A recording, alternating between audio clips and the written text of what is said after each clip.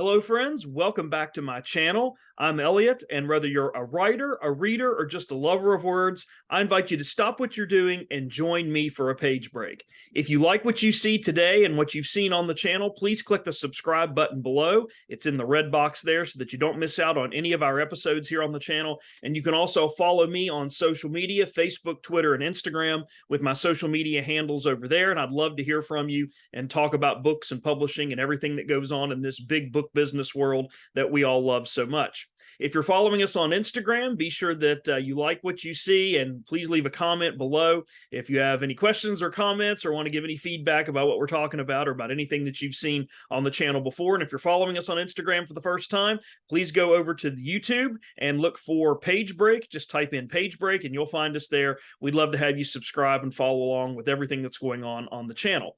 Before we get to the books we're profiling this month, let me say one thing about the channel. I want to thank everybody for the kind words and comments and feedback that I received both on the channel and outside the channel concerning our page break book discussion with Luke Oberholzer, as we talked about how to submit your work for consideration by producers and film directors and all the different kinds of documents that you have to submit with that package of information and how to get that done and how to do it effectively. Heard from so many of you all across the country and all across the world who are watching and tuning in, so I'm glad that that was helpful to you. And just remind you that if you're new to the channel, we've got all kinds of great interviews coming up in the weeks and months ahead with people, with authors, with publishing professionals, with editors, with agents and publicists. So much more great things to come. We're going to visit some more bookstores at the end of the year and heading into 2023, plus literary festivals and all kinds of other things as well. So just getting started here on the channel as we wind up 2022 heading into 2023. So stay tuned so that you don't miss out.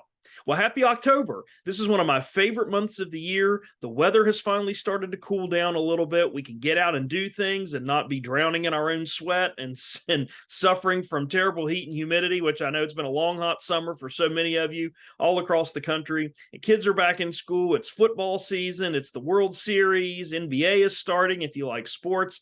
But it's also one of my favorite times of the year because some of our best books of the year come out during the months of September, October, and November, mainly because publishers typically hold back on some of their major works and their most anticipated works by the major authors that they represent because they want to get that information out and in front of you prior to the very busy book buying holiday season.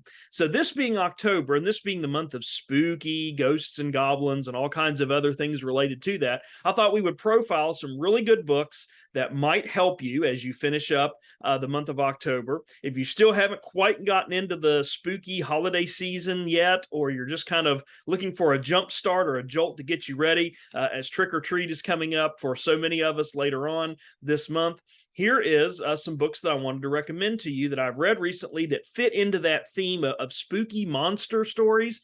But I also think October is a great month for mysteries and thrillers and whodunits and bodies and suspects and chases and explosions and all those things that we like to see when we read that genre. So I wanted to start first with a couple of books that fit sort of that spooky monster theme just a little bit, and also tie in some mystery and thriller as well. Believe it or not, it does happen in literature from time to time. The first book I wanted to profile is this book. It is by an author who I am new to, and that is Annelise Ryan. I have never read any of her books before, but her brand new book is called A Death in Door County. And I love this book for a variety of reasons, but just to give you a little background into what this book is about, this takes place in Door County, which is a county in upstate Michigan near the peninsula. And a lot of the book takes place in an area called Door Pass, which is a waterway, a channel waterway that actually does exist. And it is famous not only for being beautiful and breathtaking in terms of the water itself and in terms of the land and the islands that surround it, but it also has a very, very interesting history because it is a place that back in the 17th and 18th century was the location for a lot of shipwrecks as explorers, as the Spanish and the British were coming into the territories, into the new colonies, and trying to explore the Great Lakes region and find out what was up there. A lot of ships got stuck in Door Pass. And one of the things that makes Door Pass so problematic is the weather can change suddenly. The waves can get extremely high, the wind, the fog, all of these things that make it difficult for ships to pass through this narrow passageway happen in Door Pass. And that is really the setting for this particular book. We meet a character named Morgan Carter in this particular story. She has been contacted by a detective named John, and John contacts her. John Flanders contacts her as he finds two bodies that have been washed up along the shores there in Door Pass. One was a fisherman whose body has been recovered and found. The other has been a kayaker who has gone missing and whose body is found. But what makes it very interesting is when they look at the bodies and they try to find out what happened to those two people, there are bite marks or teeth marks or stretched skin and pulled muscle on some of the limbs of the victims. And so John Flanders reaches out to Morgan Carter, and Morgan Carter is a cryptozoologist, which I didn't know anything about what that is or what that was prior to reading this book. But this is someone who studies animals and monsters and these kinds of things. And she is someone who follows and studies all of these really odd creatures, all of these odd birds and sea creatures and land creatures that have come throughout history of nature evolving and things changing in our natural landscape. And she got interested in this from her parents because her parents were interested in these kinds of things. And she grew up and lived all around the world before finally settling here in Door County near Door Pass. So John Flanders brings her in to kind of figure out, is this a monster? And what kind of a monster is this that is doing these things and has killed these two people? And one of the things that we find in the story that I really like is Morgan goes out with a local boater to find out what it was that killed these two men. And eventually what you find is that there's a set of yellow eyes that sort of arise from the bottom of Door Pass, from the water in Door Pass. And it scares the man that has taken Morgan out on the boat. And then he becomes missing as a part of this as well. He becomes the next victim that supposedly has been preyed on by this monster, these big yellow eyes that Morgan has seen on the boat. And she tries to convince John Flanders, who is very much a reluctant person, doesn't really believe in monsters and sea monsters and all of that, that something has really happened. I love this story because you learn a lot of history about this region of the United States, and Annelise does a great job of talking about the history of monsters and why we're so fascinated with things like the Loch Ness Monster and why we're so fascinated with some of the monsters of our traditional folklore and sea creatures and things under the ocean that we can't quite see and under the water here, under the Great Lakes, deep down. She talks about how deep Lake Superior is, over 1,000 feet deep, and that we really don't know what is down at the very bottoms of our Great Lakes. And so this was a terrific book. It is just so well written. It is smooth in terms of the writing. The narrative arc is strong. There's a little bit of romance that develops between Morgan and John as the story unfolds. And I won't tell you what the actual monster is under the water. You'll have to read it and find out. But when it was revealed what it actually was, that killed these two men and kind of the storyline behind that, I was totally thrown for a loop. I did not expect it, did not see it coming. So this is a great book if you want to get into that Halloween sort of moody spirit of monsters under the water and things in the deep that we can't quite see. Annelise Ryan gives that to us in A Death in Door County. So a book that I really loved, again, by a new author that I wasn't familiar with. And I think maybe we might be seeing Morgan Carter in some subsequent books. I'm not really sure. The second book I wanted to profile that's got a little bit of that supernatural monster bent to it is a book that is called Foote, that was published by West Virginia University Press. It's called a mystery novel. The author of this particular book is Tom Bredehoft.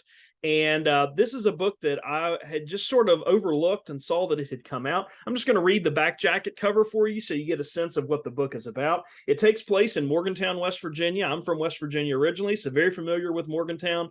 If you don't know Morgantown, West Virginia, it's the home of WVU, West Virginia University. So that's where the book is set. It says, in the space of one weekend in Morgantown, West Virginia, private investigator Big Jim Foote finds himself at the center of two murder investigations. Suspected of one killing at a local festival, he locates the body of a missing person immediately after. The cops are watching him, and Big Jim has a secret he dares not reveal.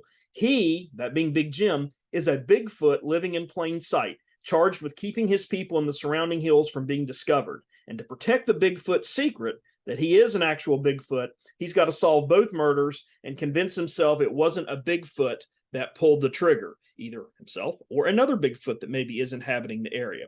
What I loved about this book especially is that this is a perfect mix of sort of the Bigfoot folklore, the Bigfoot monster that inhabits the woods, and Big Jim is that. He is kind of this Bigfoot. He's got these Bigfoot characteristics that we assume with that monster, but it also has the perfect blend of sort of noir detective stories and detective investigations as well. I'm not a huge speculative fiction reader, but I loved this book because Big Jim is a character that I could actually see in my mind, and I could actually see him having these Bigfoot characteristics and kind of being a Bigfoot or a quasi Bigfoot character.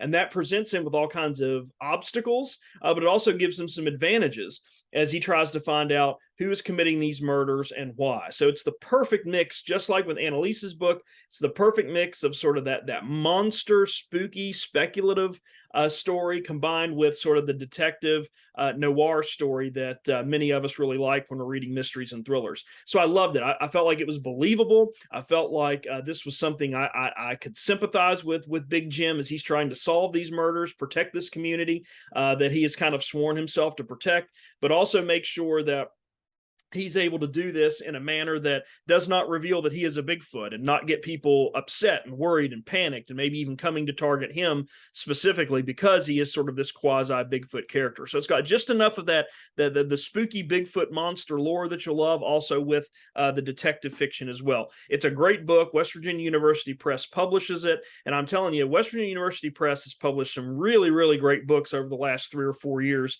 And if you're not familiar with that press, I would highly encourage you to go to their website and check out some of the good work that they're doing, not only on the fiction side of things, but if you're a teacher or an educator, they have a great educators and teacher series of books on all kinds of different subjects related to teaching and learning. So I would encourage you to check that out if that interests you.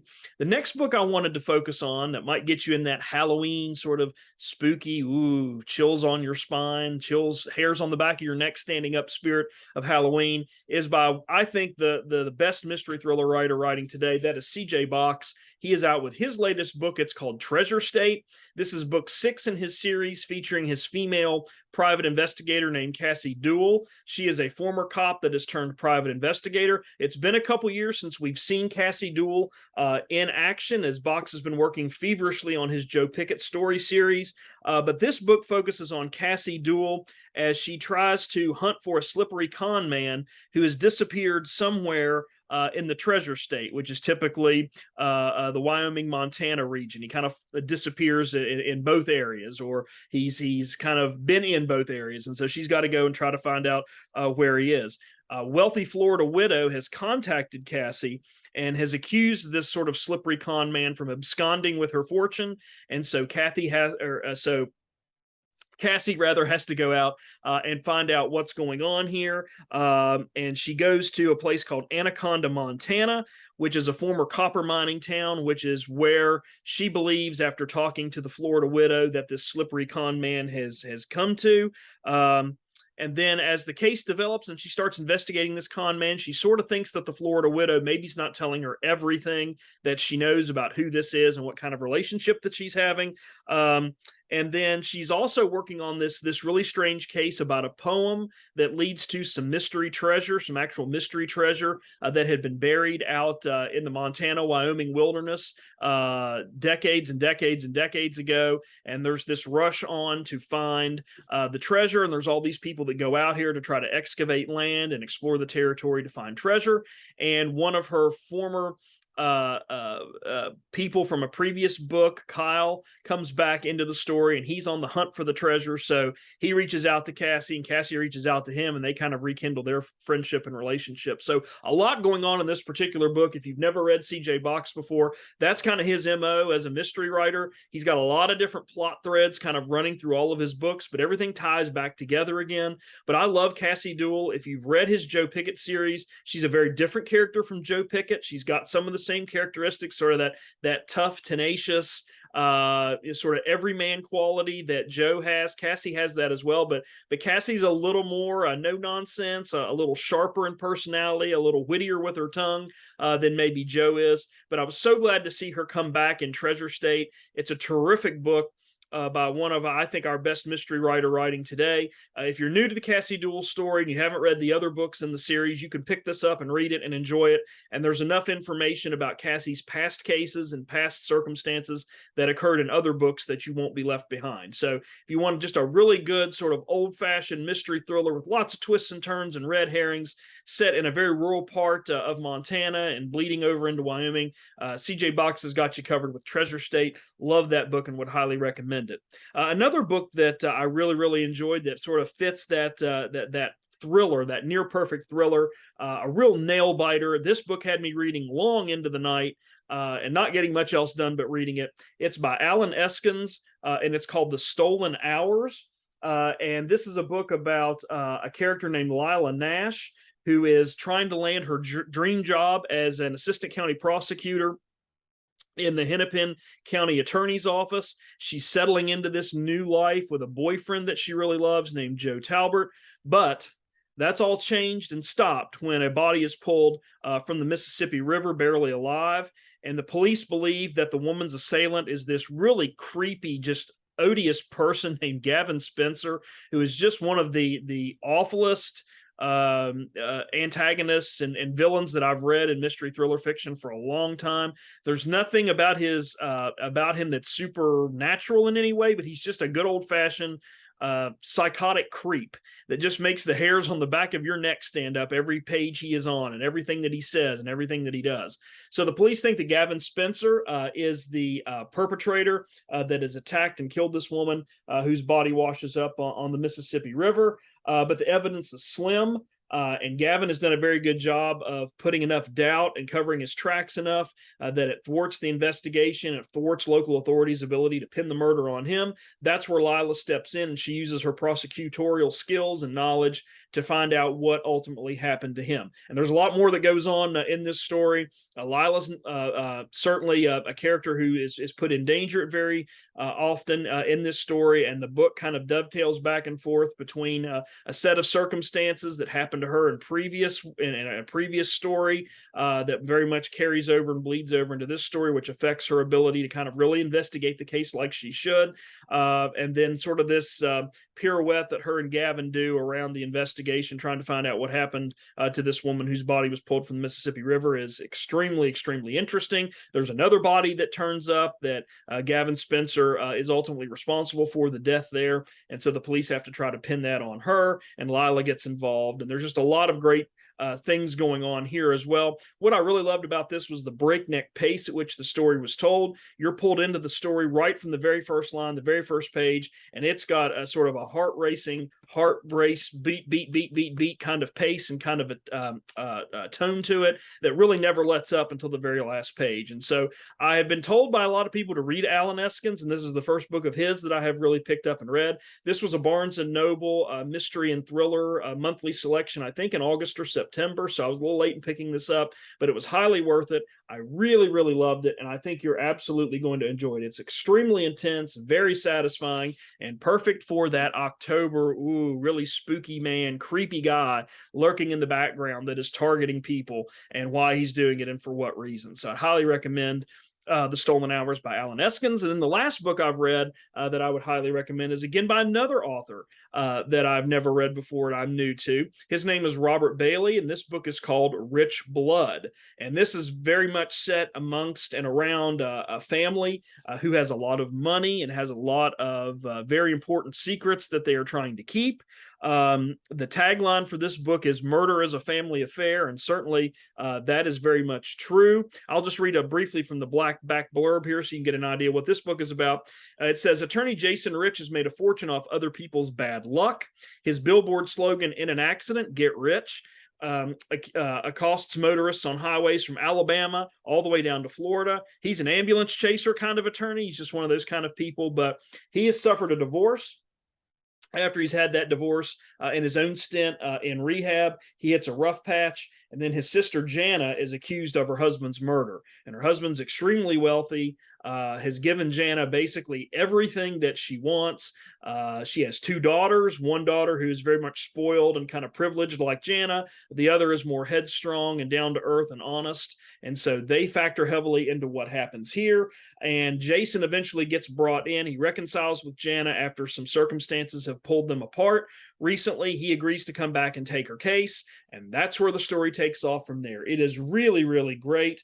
Jana has to try to figure out Jason rather has to figure out, did Jana hire someone to kill her husband? Because that's what the evidence leads you to believe. And why and how did all of that happen? And did it really happen? And if so, what did Jana know? And how much is she really telling Jason, given the fact that they don't have a very good relationship amongst themselves? And there's some trust issues there, and so many other things going on as well.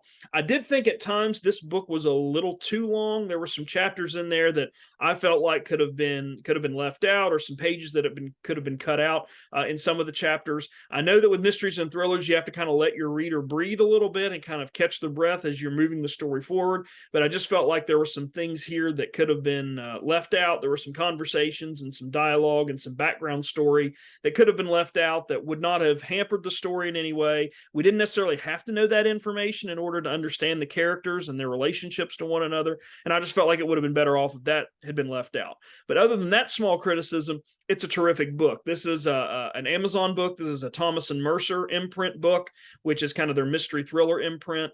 And so I really, really enjoyed it. I picked it up. It's something that came in my email as a book that maybe I would like to read. I was kind of in the middle of reading two different books. I had finished Annelise Ryan's book. I had finished Bigfoot that I was just talking about a moment ago, or Foote rather, that I was just talking about a moment ago. I'd finished those two books, and I was kind of in the middle of trying to think about what was I going to start next. And that's when I picked up Rich Blood, and I'm so glad that I did, because it was a terrific story. I look back and realize that Robert Bailey's written so many other kinds of books along these same storylines and with these same themes, and I'm certainly going to check those out. So this one, again, is sort of a high-octane, pulse-pounding thriller surrounded by some characters that you're going to love to hate and some characters that you're going to strongly sympathize with as the story unfolds. And so that is my latest book reviews for October, giving you a couple of books that have some monsters and monster themes and monster characters and speculative fiction